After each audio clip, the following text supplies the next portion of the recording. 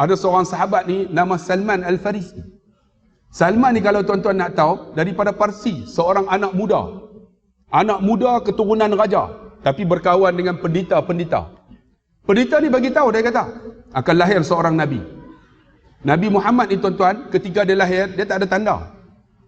Tanda khatamun nabiyyin tu tumbuh ataupun timbul selepas diangkat menjadi rasul. Tanda para nabi yang lain semua di tangan. Kalau tuan-tuan baca dalam sirah anbiya, para anbiya, tanda nabi yang lain pada tangan. Tapi Nabi SAW hebat tak hebat, tanda dia pada belikat. Di antara dua belikat tu ada 8 riwayat mengikut sahabat yang tengok. Salman dia kata apa? Tanda itu seperti mana? Telur puyuh. Ada sahabat kata seperti mana bulu-bulu yang menutupi. Setengah kata seperti ketuat. Tanda tu khatamun nubuwah ni, tanda akhir zaman ni. Lepas Nabi mati, tanda tu hilang.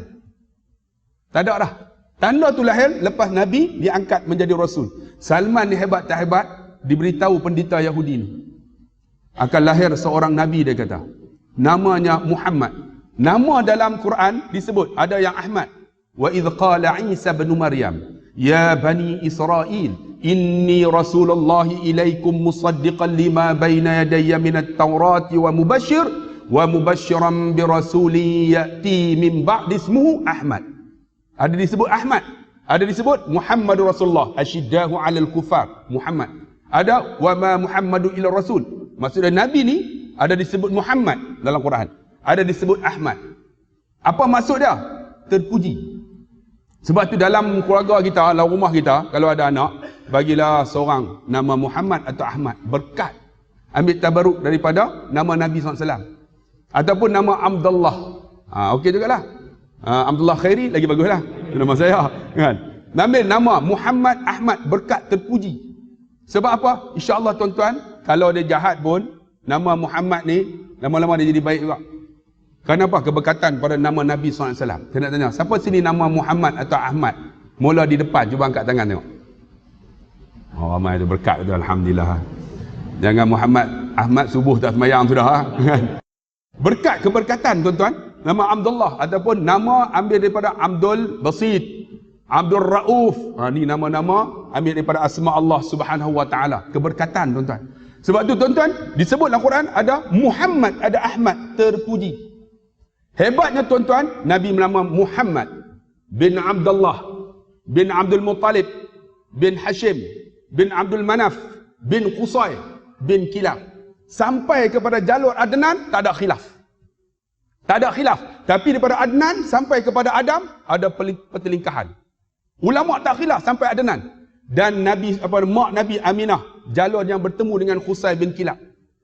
Maksud dia ada jalur, bukan anak yang tak ada keturunan. Dia ada ni jalur dia. Macam saya, Abdullah Khairi bin Haji Harun. Haji Harun Haji Syafi'i. Haji Syafi'i bin Haji Awang Muhammad. Haji Awang Muhammad bin Haji Ishaq. Haji Ishaq bin Tok Mengketi. Siamnya. Tok Mengketi bin Vijot. Siam ni. Pokok hijau ke biru aku tak tahulah. Tapi penyatuan ummah lah tuan-tuan. Ni. Atas ni saya tak tahu. Bukan Islam. Bukan Islam.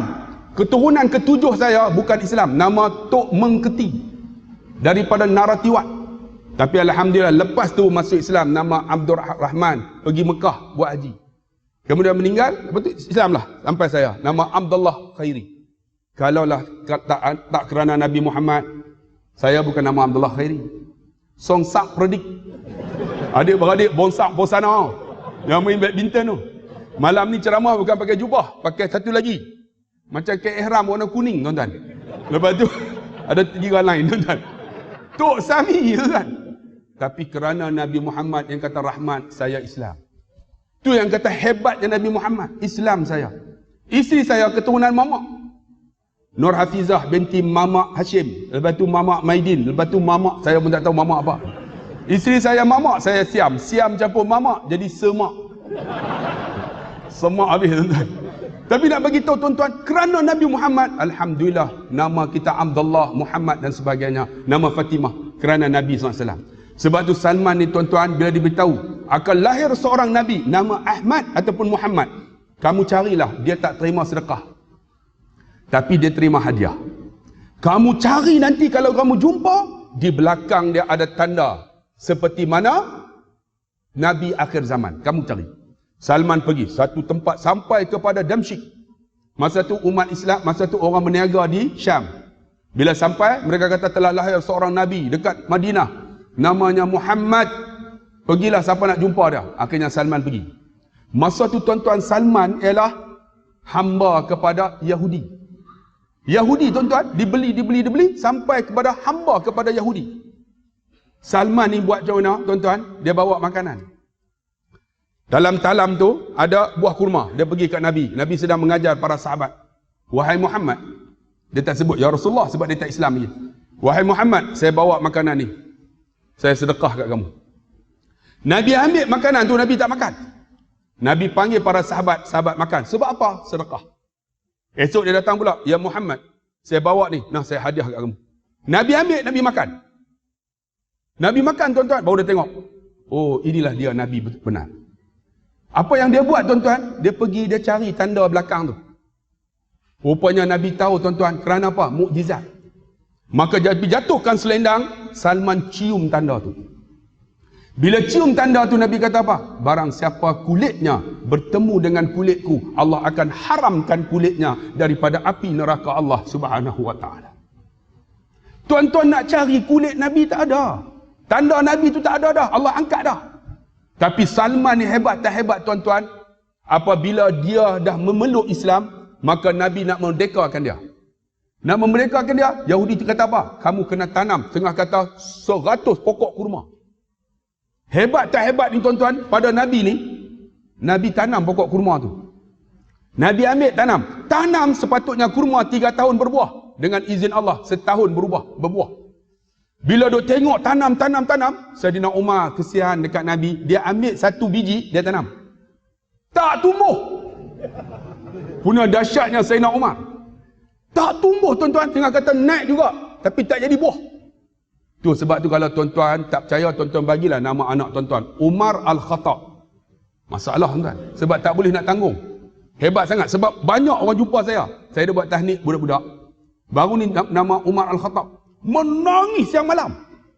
Menangis. Saya kata berat sangat ni nama ni. Umar Al-Khattab bagi nama Umar Al-Faruq tak apa. Umar Al-Khattab ni memang nak Sayyidina Umar. Berat. Tiap-tiap malam menangis dia kata. Ustaz nak buat macam mana? Saya kata bagi ringan sikit lah. Ringan sikit. Bagi nama apa? Bagi nama Umar Al-Faruq Reza. Akhirnya tukar nama. Alhamdulillah anak tak menangis. Tu dahsyatnya tuan-tuan. Saidina Umar tanam. Tengah kata riwayat kata naik pokok. Semua berbuah pada tahun tu. Tiba-tiba pokok tu tak berbuah. Nabi heran. Nabi pergi kat pokok tu. Nabi tanya, wahai pokok, kenapa tak berbuah? Pokok tu kata, bukan kamu yang tanam ya Rasulullah. Yang tanam ialah Umar. Umar kat tangan saya ya Rasulullah. Nabi hebat tak hebat? Nabi cabut pokok tu. Nabi tanam semula. Jadi buah. Kerana apa? Berkatnya Nabi. Sebab tu kita buat maulid ni tuan-tuan, cerita tentang Nabi, nak dapat keberkatan. Nak dapat keberkatan. Kalau tak ada maulid Nabi, tak ada Isra' Mi'raj, tak ada Ma'al Hijrah, siapa nak cerita tentang Nabi? Ada tuan-tuan. Tuan-tuan pun tak tahu Nabi macam mana. Nabi nama Muhammad, sedangkan dia nama Ahmad pun dalam Quran. Ada Muhammad, ada yang disebut nama-nama yang lain. Digelar pada Nabi SAW, orang yang hebat.